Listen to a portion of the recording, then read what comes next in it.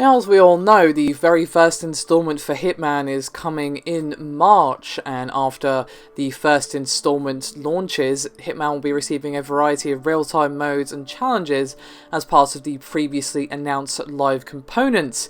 Now, a member of the developer, who of course are IO Interactive, took to the Steam community forum to detail the real-time content on the game, as well as going a little bit in detail on the live features of Hitman. So, what did he have to say? Well, he revealed that elusive targets will be added to the game on a rotating basis for a limited time, and basically these are custom characters who will appear in various locations in the game, and you basically have a single chance to eliminate them.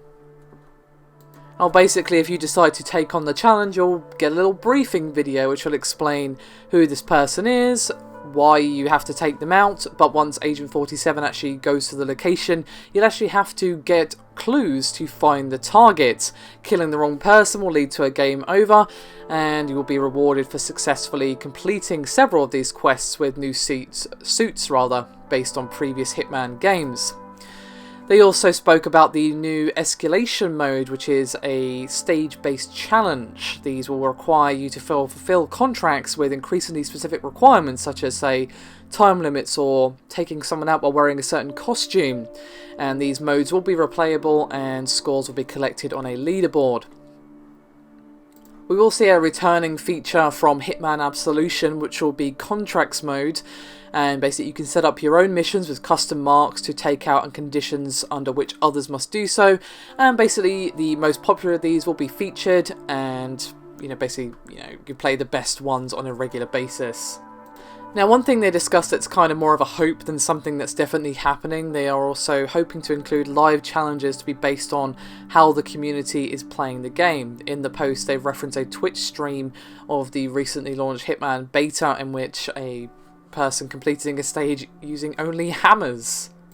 And he said, this is the person on Steam obviously, quote, "At this stage, community-inspired challenges, or whatever we decide to actually name them, are just one of the ideas we're working on to keep the game fresh and live as we go through the season. This feature is currently under testing, and of course, it may not come in this form, it may not come at all, so do keep that in mind." Now, basically, much of this content will be made available in between the episodic releases, and it kind of seems, judging from this post, that this is kind of IO's and Square's plan of how to keep people interested in between the actual story content drops, when of course the episodes actually release. And to be honest, these modes actually sound really, really fun. It definitely feels like going back to the core of what made Hitman good, which many Hitman fans have argued that Absolution absolutely missed. And that was an unintentional pun, by the way. So it sounds like it's a return to form, despite the episodic release, which is definitely a bit of a downer and is going to put a lot of people off, and I wouldn't blame them. But it seems like they have definitely considered the very real problem of people just becoming bored and moving on to other things in the time between the episode just releasing. Plenty of good games are coming out this year. It's not like there's no competition, because this year is probably going to be one of the best years in terms of releases, and 2015 was a really good year, so yeah. Apologies for my phone there, guys. Apparently I forgot to put it on silent for the 500th time, so do accept my apologies for that. Regardless, that is me done for this video. Thank you very much for watching. I will see you next time.